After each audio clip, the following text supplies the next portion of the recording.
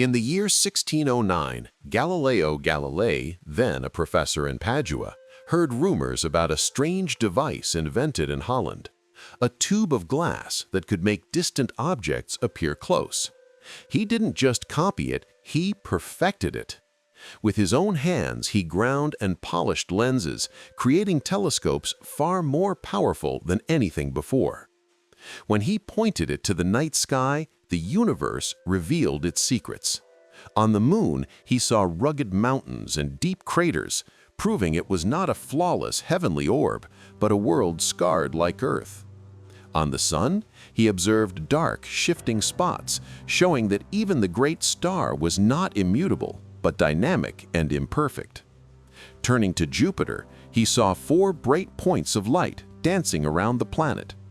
Night after night, he tracked them, realizing they were moons orbiting Jupiter, the first evidence that not everything revolved around Earth. These discoveries struck at the heart of the Aristotelian and Ptolemaic worldview, which had ruled for over 1,000 years. The heavens, once believed to be divine and unchanging, were now full of motion, imperfection, and mystery. Galileo's telescope didn't just magnify stars, it magnified truth against dogma. As he later wrote, "I give infinite thanks to God, who has been pleased to make me the first observer of marvelous things." This invention turned Galileo from a university professor into the herald of a cosmic revolution. Galileo wasn't just a scientist. He was a man who dared to challenge the most powerful institution of his time, the Catholic Church. In 1610, after publishing his Starry Messenger, Galileo became famous. Nobles, kings, and even the Pope wanted to speak with him. His telescope gave him prestige, but it also gave him dangerous enemies. Why? Because his discoveries supported the radical Copernican theory that the Earth moves around the Sun. The problem, this contradicted the Bible's traditional interpretation and Aristotle's authority. Many theologians argued, if the Earth moves, then Scripture lies. For them, Galileo wasn't just wrong, he was a heretic. But Galileo was bold, sometimes arrogant. He mocked scholars who refused to look through his telescope. He called them names, saying they preferred to remain blind rather than admit their error. This attitude made him powerful allies, but even more dangerous enemies. By 1632, he published Dialogue concerning the 2 chief world systems. Written in Italian, not Latin, it was accessible to everyone, not just scholars. Inside, Galileo presented a debate between 3 characters. The one defending the traditional Earth-centered view was portrayed as slow and foolish. Many readers noticed this character resembled Pope Urban VIII, once Galileo's supporter. The Pope felt insulted, and in the 17th century, insulting the Pope was not a safe hobby. That same year, Galileo was summoned to Rome. His trial before the Inquisition was brutal, though often misrepresented. Galileo wasn't tortured, but he was threatened with it. Under pressure, he was forced to kneel and deny his belief in the moving Earth. According to legend, he then spoke this phrase under his breath, "Eppur si muove," and yet it moves. Though historians debate if he actually said it, the phrase has become a symbol of science's defiance against censorship. After his trial, Galileo spent the rest of his life under house arrest in his villa near Florence. But even then, secretly, he continued to write. His final works would be smuggled out of Italy and published in Protestant lands, ensuring his ideas survived. Galileo lost his freedom, but he won the war of ideas. Before Galileo, people believed motion was explained by Aristotle's laws, unchanged for nearly 2,000 years. Aristotle claimed that heavy objects fall faster than light ones, and that continuous force was needed to keep something moving. These ideas shaped not just science, but also theology and philosophy. Galileo shattered them. He began with a deceptively simple question: what happens when something falls? Using inclined planes, ramps, and pendulums, he conducted experiments so precise that they rival modern physics labs, but with nothing more than wood, bronze balls, and a sharp mind. He discovered that objects fall at the same rate regardless of weight, unless slowed by air. A hammer and a feather dropped in a vacuum centuries later by Apollo astronauts confirmed what Galileo had already known. More importantly, Galileo uncovered the principle of inertia. Once in motion, an object will continue moving indefinitely unless stopped by friction or another force. This was revolutionary. It directly opposed Aristotle's view that motion ceases naturally. Galileo realized that rest is not the natural state of objects, motion is. This concept would later become the foundation of Newton's first law of motion. Newton himself admitted, "If I have seen further, it is by standing on the shoulders of giants." Galileo was that giant. But Galileo didn't stop with falling objects. He studied the motion of pendulums and discovered that their period, the time they take to swing, is independent of how far they swing. This discovery became the basis for the pendulum clock, a design perfected later by Christian Huygens, which revolutionized timekeeping for centuries. Even while under house arrest, Galileo's obsession with motion never ceased. His final great book, Two New Sciences, published secretly in 1638, became a treasure for physicists across Europe.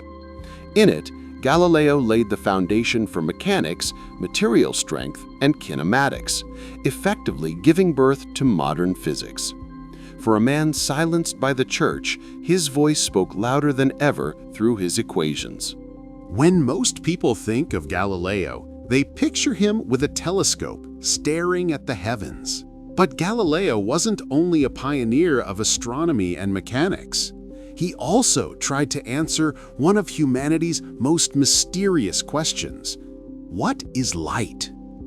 In the early 1600s, no one truly understood whether light traveled instantly, like a divine spark, or if it had a finite speed.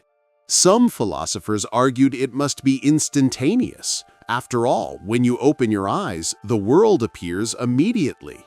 But Galileo refused to accept assumptions without testing them. He devised an experiment. Two observers would stand on distant hilltops at night, each holding a lantern covered by a shutter. One would uncover his lantern, and when the other saw it, he would immediately uncover his own. Galileo hoped to measure the time delay between cause and effect, thus revealing the speed of light. The result?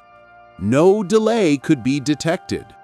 Galileo concluded that if light had a finite speed, it must be extraordinarily fast.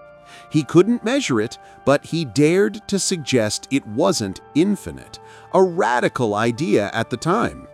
It wasn't until the 1670s, decades later, that Ola Romer confirmed Galileo's suspicion by studying the eclipses of Jupiter's moons, proving light travels at a finite speed.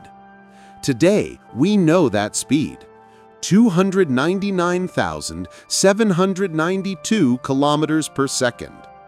Galileo didn't find the number, but he was one of the first to even ask the question scientifically. Galileo also explored optics in other ways. He improved the telescope's design, grinding his own lenses with extreme care. While he didn't invent the telescope, it was first created in the Netherlands. Galileo was the one who turned it into a scientific instrument, multiplying its power from a child's toy into a gateway to the universe. And here's a fascinating detail. Galileo also built one of the first microscopes, which he called the occhiolino, little eye. With it, he examined the tiny world of insects, plants, and fibers, becoming, in a sense, one of the fathers of both astronomy and biology. To Galileo, light was not just something that illuminated the world. It was a key that revealed hidden truths, from the craters of the moon to the invisible details of nature. Science in Galileo's time was not a neutral pursuit of truth. It was a battlefield, and survival often depended on patronage, alliances, and influence. Galileo knew this better than anyone. From the start, Galileo understood that discoveries alone weren't enough. He needed powerful allies. That's why, when he observed Jupiter's 4 largest moons in 1610, he named them the Medicean stars, after the Medici family, rulers of Florence. This was not just flattery, it was strategy. By dedicating his discovery to them, he secured a prestigious position at the Medici court, giving him financial security and political protection. But patronage was a double-edged sword. His rise angered rivals, scholars and clerics who felt threatened by his bold claims and his closeness to power.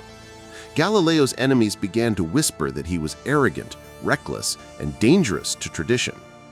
Worse still, Galileo was a master of public debate.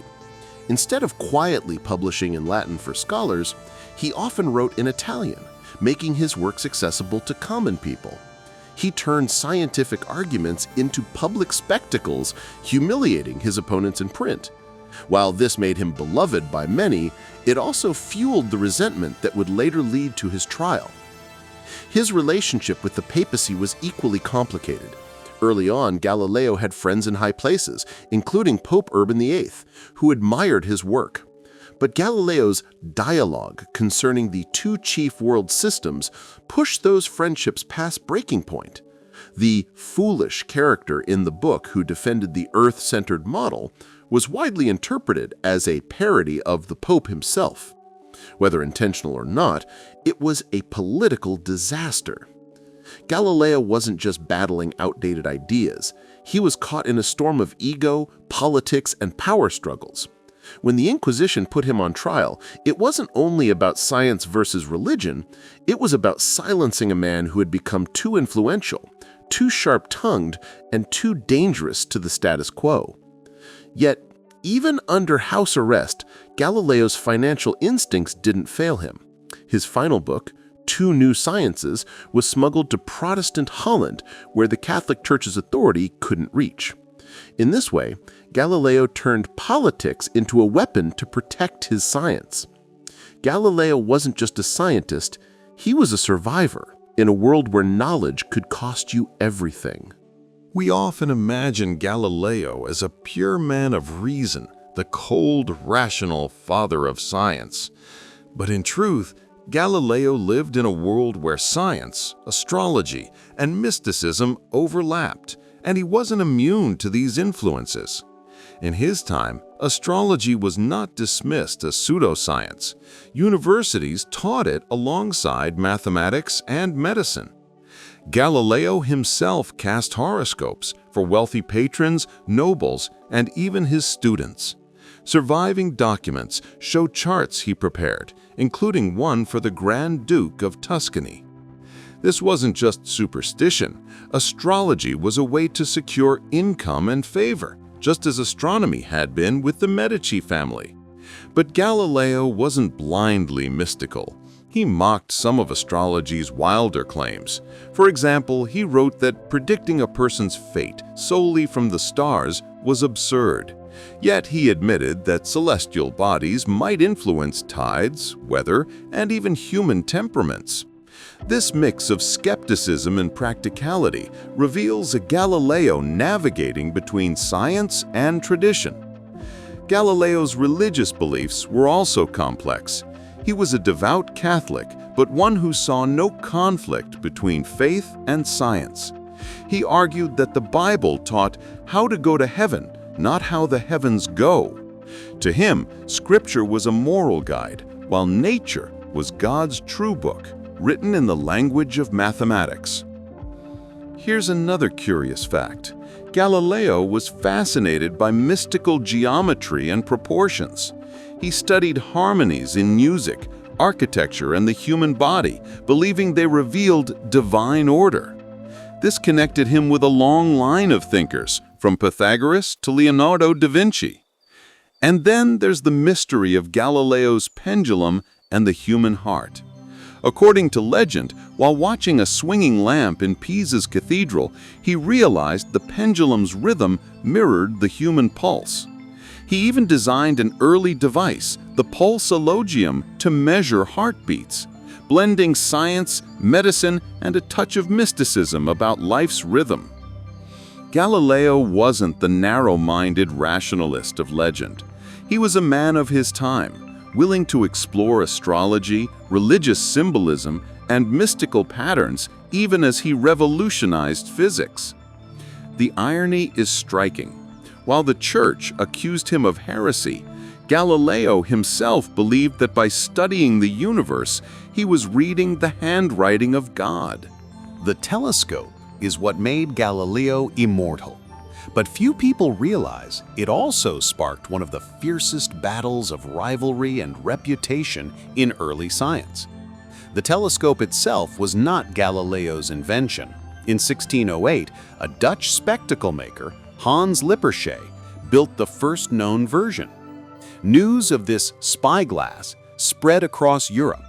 When Galileo heard of it, he reverse-engineered the design without ever seeing the original. Within months, he improved it dramatically, from a toy that magnified objects 3 times to an instrument capable of magnifying them 30 times. Galileo wasn't the only one racing. Dozens of craftsmen, scholars, and nobles across Europe began building telescopes. The race wasn't just about science. It was about prestige, power, and money. Whoever had the best telescope could sell it to kings, generals, and merchants for war, navigation, and exploration. But Galileo went further. Instead of using the telescope for earthly purposes, he turned it skyward. His starry messenger, 1610, revealed the moon's craters, Jupiter's moons, and countless new stars invisible to the naked eye. He named Jupiter's moons the Medicean stars to win patronage, a brilliant political move. Yet his rivals were furious. Some accused him of faking his discoveries, claiming the telescope distorted vision. Others tried to steal his credit. A Jesuit mathematician, Christoph Scheiner, fought with Galileo over the discovery of sunspots. Both claimed to have observed them first, and the rivalry turned bitter, filled with insults and accusations. Even Galileo's telescope itself became a weapon in the war of ideas. Many scholars refused to look through it, fearing it would prove him right. Galileo mocked them, writing, "I have seen, and still they refuse to see. What more can I say?" The irony is that Galileo's rivals weren't entirely wrong. Early telescopes were imperfect, full of distortions and colored halos.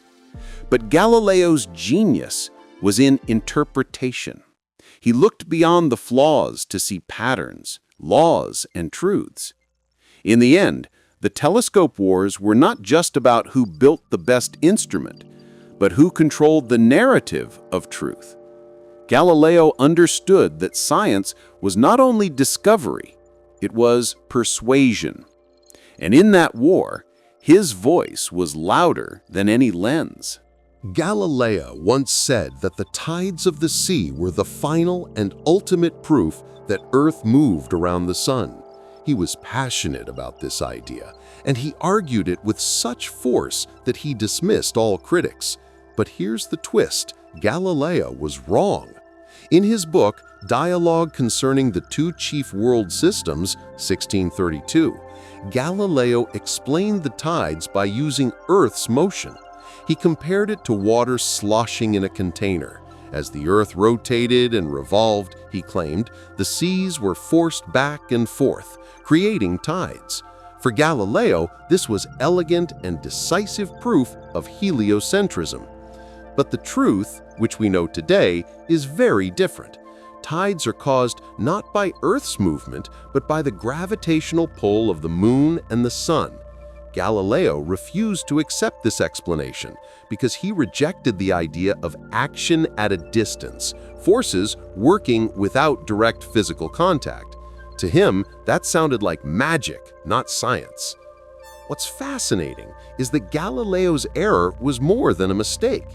It shows the limits of even the greatest minds trapped by the knowledge of their time. His insistence on tides as proof also became a vulnerability. During his trial, church authorities mocked his explanation, showing that Galileo, the great master of observation, could be wrong. And yet, the story has a deeper meaning. Even in error, Galileo taught science something vital, that knowledge is a process of refinement. His mistake opened the door for Newton, who later explained tides correctly with his law of universal gravitation. Without Galileo's bold and wrong attempt, Newton's breakthrough might have come slower. There's also a curious irony. Galileo, who so often demanded others look at the evidence, ignored evidence himself when it didn't fit his ideas. Reports of the moon influencing the tides existed even then, but Galileo dismissed them. This reminds us that genius is not perfection. It is persistence, courage, and sometimes the willingness to be wrong on the way to being right. After his 1633 trial, Galileo was a broken man in the eyes of the world. Condemned by the Inquisition, forced to renounce heliocentrism, and sentenced to spend the rest of his life under house arrest, many thought his story ended there. But Galileo had one last triumph. Confined to his villa in Arcetri near Florence, he was constantly monitored. He wasn't allowed to publish, and his works were banned. Yet Galileo refused to stop thinking. In secret, he began working on his final and greatest book, Discourses and Mathematical Demonstrations Relating to Two New Sciences, 1638. This book was a masterpiece. In it, Galileo laid the foundation of modern physics. He studied the strength of materials, showing how buildings, bridges, and machines hold together, crucial knowledge for engineering. He also analyzed motion in depth, creating equations for acceleration, projectile motion, and inertia. These ideas directly paved the way for Newton. But here's the incredible part. Galileo was nearly blind while writing it. Years of staring through telescopes had damaged his eyes, and by 1637, he was completely blind. Imagine it. The man who had revealed the stars could no longer see, yet his mind's vision was sharper than ever. Since publishing in Italy was impossible, Galileo found allies abroad. Smugglers and friends secretly sent his manuscript to Protestant Holland, beyond the Pope's reach. There, in Leyden, the book was published, ensuring that his discoveries would survive the Church's attempt to silence him. Even in his final years, Galileo never stopped asking questions. He built improved pendulum devices, sketched ideas for measuring temperature, and speculated about unifying mechanics and astronomy. In 1642, just months before Isaac Newton was born, Galileo died. It was as if nature had passed the torch from the man who asked the right questions to the one who would provide their answers. Galileo's last years remind us that science doesn't stop at borders, bans, or blindness. Ideas cannot be chained.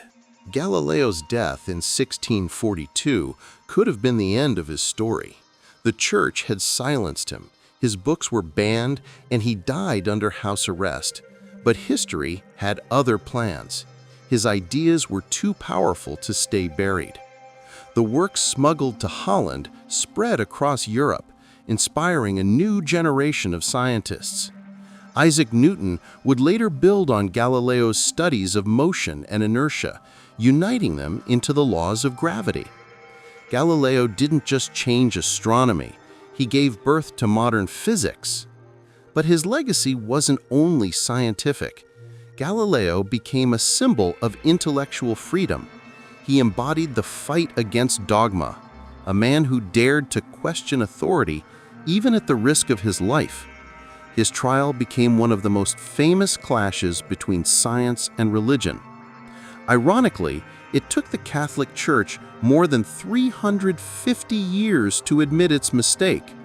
In 1992, Pope John Paul II officially acknowledged that Galileo had been right and that the Church had erred in condemning him. By then, Galileo had already been immortalized as the father of modern science. Galileo's influence even extends into culture and philosophy. Albert Einstein once said, "Galileo is the father of modern physics, indeed of modern science altogether." And philosopher Bertolt Brecht wrote a play, Life of Galileo, portraying him as the eternal rebel, flawed, human, but ultimately unstoppable. What makes Galileo unique is that he was not perfect. He made mistakes, misjudged tides, and even flirted with astrology. But his method of questioning, testing, and proving set a standard that outlived him. He didn't just discover planets and physics, he discovered a way of thinking. Today, every time we look through a telescope, send a rocket into space, or apply the laws of motion, we are walking in Galileo's footsteps. He turned the sky from a mystical ceiling into a universe waiting to be explored. Galileo's legacy is this: the courage to doubt, the vision to see beyond, and the belief that truth, once revealed, can never be silenced. Galileo Galilei is remembered as the father of modern science. But behind the telescopes, discoveries, and his famous trial, there are mysteries history books rarely mention, stories that feel almost like coded messages left for future generations. The lost Book of the Sky. Among Galileo's surviving notes are references to a manuscript now lost, a work some call the Book of the Sky.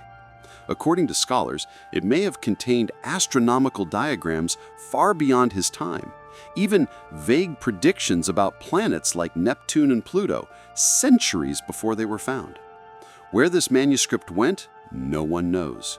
Some whisper it lies hidden in Vatican archives, locked away forever. The missing letter to Kepler.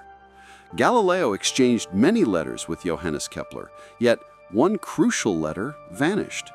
Hints suggest it contained things too dangerous to reveal. Was Galileo hinting at the motion of the Earth before he dared publish? Or perhaps ideas about relativity centuries ahead of Einstein? The letter disappeared, leaving behind only speculation. The Saturn puzzle. When Galileo turned his telescope towards Saturn, he described it strangely, a planet with two companions. His telescope was too weak to reveal the rings clearly, and for decades, Europe was baffled. His coded words turned Saturn into one of the great riddles of the cosmos, a puzzle only solved long after his death. The Forbidden Telescope.